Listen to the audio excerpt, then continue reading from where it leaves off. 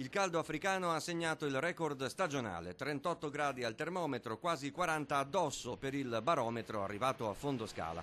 Punta massima nel Rodigino e minime che anche di notte sono sopra i 20 gradi. A Mestre il 118 ha soccorso alcune persone colte da malore in strada. Tra queste un motociclista svenuto in corsa sul cavalcavia di San Giuliano. Il casco come un forno, l'uomo è caduto e uscito di strada. Recuperato dal Suem il Centauro, non sarebbe in pericolo di vita. A Bassano del Grappa in alcuni comuni acqua razionata per ordine dei sindaci. Per la messa a rischio dell'approvvigionamento delle fonti è vietato usare quella dell'acquedotto per innaffiare orti e giardini, riempire piscine e lavare l'auto. Multe da 25 a 500 euro, consentito il solo uso domestico.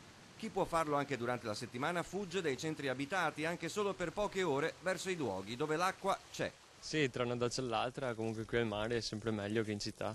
Certo, però adesso bisogna tornare al lavoro, quindi è finita la pacchia. Faceva troppo caldo assolutamente e bisogna un po' rilassarsi dopo la maturità soprattutto. Il mare nonostante il caldo è un po' freschetto, quindi sì, sempre meglio che a casa.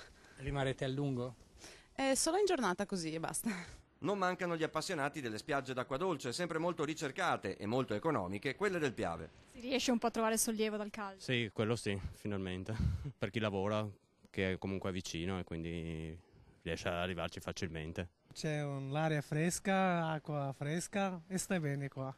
Per chi non può andare al mare viene qua. Se il mare vuole un po' di Sky perché è un po' lontano. Si sta abbastanza bene, sì, non bene, abbastanza. Si trova almeno un po' di refrigerio. Sì, dai, così si riesce a leggere, si passa un po' di tempo e ci si rilassa. Andrà al mare? Andrà in vacanza? No, quest'anno no. E quindi si viene qua?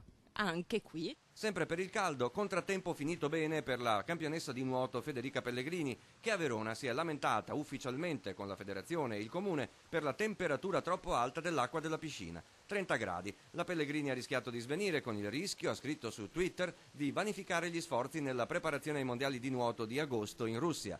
Il Solleone darà anche a lei una breve tregua nella serata di mercoledì. Pioverà anche forte e calerà, speriamo, molto il tasso di umidità. In leggera discesa le temperature che in queste ore sono state di 7 gradi sopra la media, ma nel fine settimana l'estate tornerà torrida.